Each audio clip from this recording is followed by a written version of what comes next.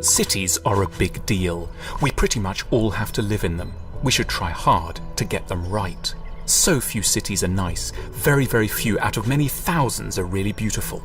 Embarrassingly, the more appealing ones tend to be old, which is weird because we're mostly much better at making things now. Cars, planes, or phones. Why not then cities? It's crazy to settle for this and to leave something so important to chance. We need to get more scientific and identify the principles that determine how a city gets to be pretty or ugly. It's not a mystery why we like some cities so much better than others. This is a manifesto about how to make attractive cities. There are 6 fundamental things a city needs to get right. One of the things we really love in cities is order. Order means balance, symmetry, and repetition. It means the same thing happening again and again, and the left side matching the right side. Order is one of the reasons so many people love Paris, but most cities are a complete mess. When it's a mess, it seems like no one's in charge, and that's worrying. It's horrible when everything is jumbled up, a pitched roof next to a flat roof, a stark geometrical box next to a muddled car park, high-rise towers that look as if they've been placed at random like teeth in a gaping mouth. We generally have an itch to straighten things out, and when we can't, it's frustrating. The same urge is there when we look at cities. Often, it's not skyscrapers we mind in the city, it's skyscrapers that have been dumped without planning, like they are increasingly in London, whereas New York or Chicago shows the ordered way that we love. However, you have to keep something else in mind. Excessive order can be just as much of a problem. Too much regularity can be soul-destroying.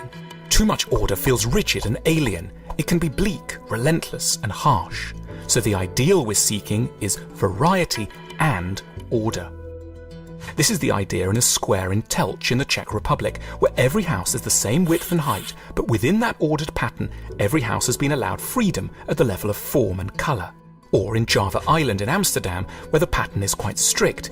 Each house is the same height and width, the colour range is restricted, but within this grid, each unit is completely individual. We're perfectly in the middle between chaos and boringness here, and that's what humans adore. That's what more and more cities should have, order and variety. So as a general rule, too much mess and it's off-putting, but too much simple order and it's boring. What we crave is organised complexity, which you can see as much here as here. Now for the second thing that makes cities beautiful. They have to have visible life.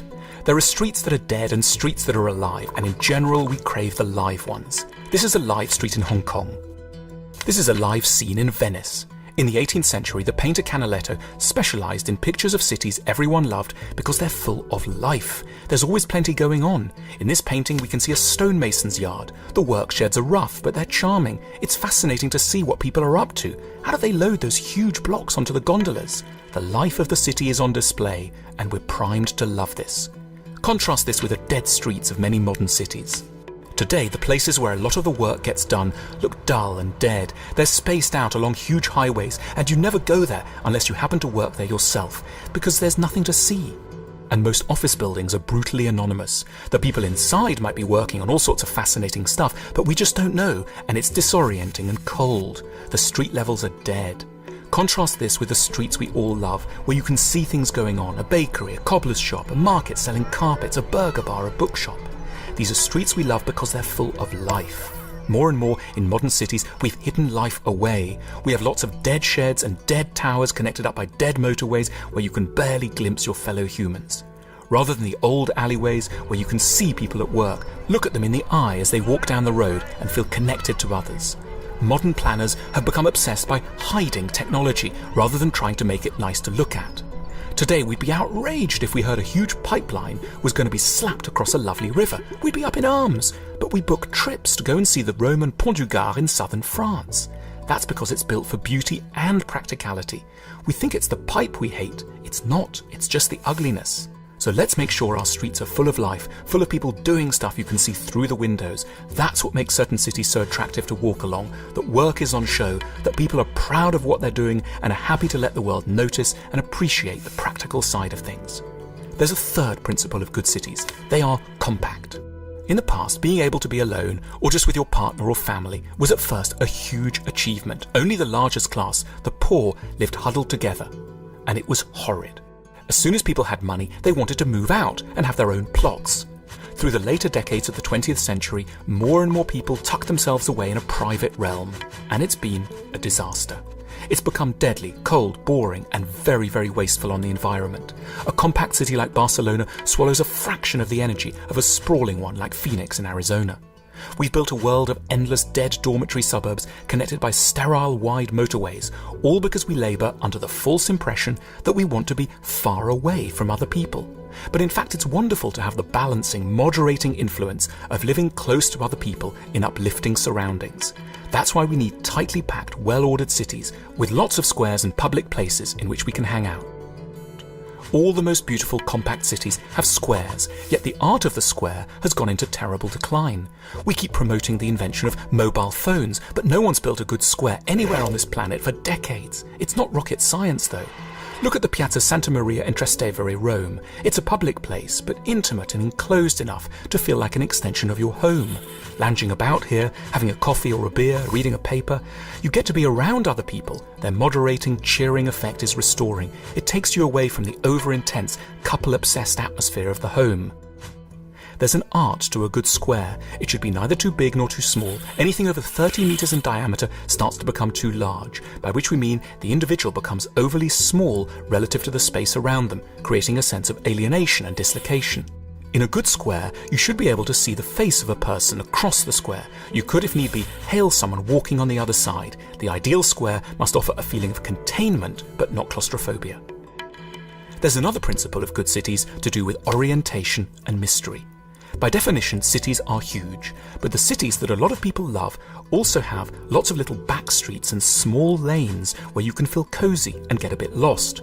We're drawn to the sense of mystery and enclosure that these streets offer.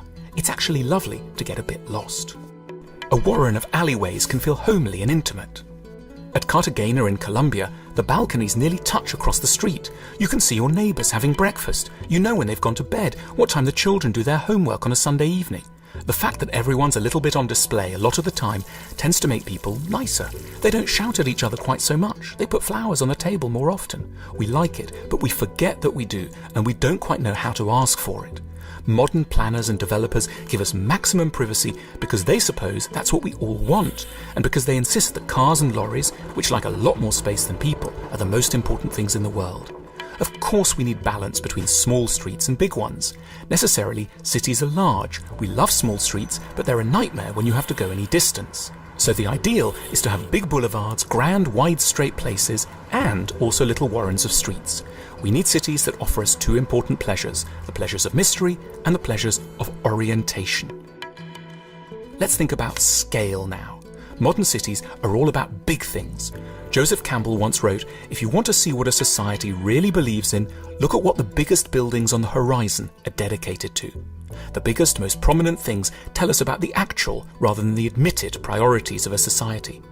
We don't collectively say we worship sports shoe corporations, tax specialists, the oil industry and pharmaceuticals. Our cities, however, tell another story. They're full of enormous towers devoted to just these things. That is a bit depressing. As humans, we don't mind things being big per se. We don't mind being humbled, so long as the things we're bowing to deserve homage, like a beautiful mosque or a cathedral or a museum. But we've allowed our cities to be hijacked by aggressive commercial interests, by towers that honour not God or love or humanity, but pizza corporations and hedge funds. They exist because we've made a big, dumb collective mistake. We focused on who owns land, but we don't think about who owns space, who has air rights. And in the end, who has air rights determines what you can see from your window. We suggest that the ideal height for any city block is 5 stories high, no more. Above that, people start to feel small, insignificant, trivial. So we say, cut down those towers and pack everything into 5 stories. Make it dense, compact and tight, like they do in some parts of Berlin, Amsterdam, London and Paris, the bits we love. Of course, occasionally there can be a huge building, but let's keep it for something really special, something all of humanity can love. Towers have to be worthy of their prominence. They must be aligned with our best ambitions and long-term needs. Finally, make it local. Some things should be the same everywhere. We don't expect there to be a uniquely Venezuelan telephone or a distinctively Icelandic bicycle. But we don't want buildings to look the same everywhere. It's hugely disappointing when you fly somewhere for hours, land, and feel you could be anywhere. The problem isn't just that we'd like a bit of variation for its own sake. Because of climate, history, and social traditions, each society really does have different needs, different strengths and weaknesses. There are many distinct styles of happiness, many good and varied ways of conducting collective life. The sameness of cities is a problem because it reveals how far each must be from engaging with a specific character of its own place. It's like wearing the same clothes in all climates or speaking in exactly the same way, irrespective of who you're talking to.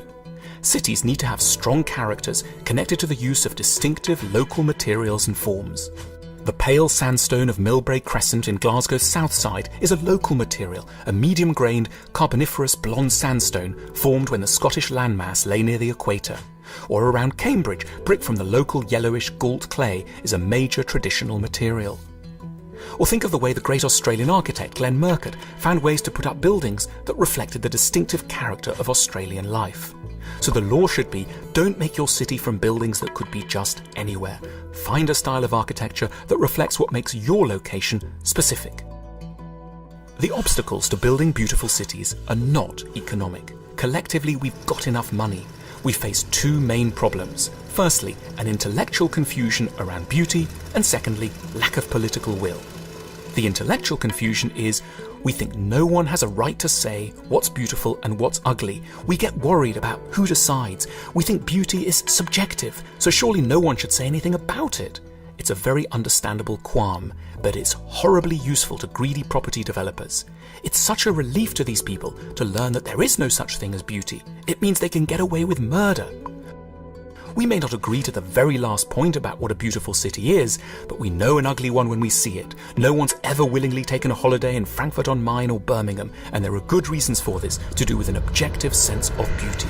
So let's stop being dangerously relativistic about this. Yes, there is such a thing as beauty. Sydney and San Francisco and Bath and Bordeaux have it, and most other places don't. The proof lies in the tourist statistics. Let's not keep saying beauty is just in the eye of the beholder. That's just a gift to the next wealthy idiot who wants to put up a horrible tower. The other obstacle is a lack of political will. We've abandoned the design of cities to the greedy rich. We've given up believing in democracy. We face and have lost the battle between the public good and commercial opportunism. There will always be a greedy, slick lobby fighting for ugly development, but we can say no. Beautiful cities have only ever been created when governments impose strict and ambitious regulations to keep the greedy private guys in check.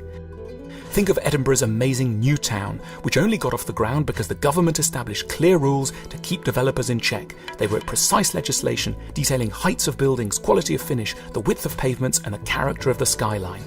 That's the only way you get beauty. They didn't leave it to the free market. Do that and you will have chaos. When governments give up on beauty, people start to hate all building. We become collectively despondent. We think we hate all building and that we can't create beautiful places. We get obsessed by restoration and opposed to anything new, which is wrong because we need places to live. Humanity hasn't put up a single beautiful city since about 1905. When Venice was built, no one regretted the lagoons that had been swallowed up.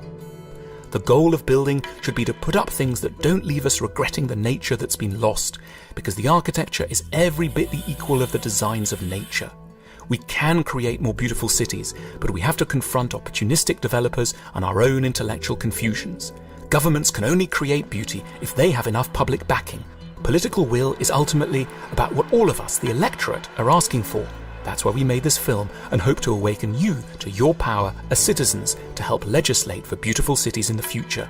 These are the 6 rules. Now it's time to fight to put them in action.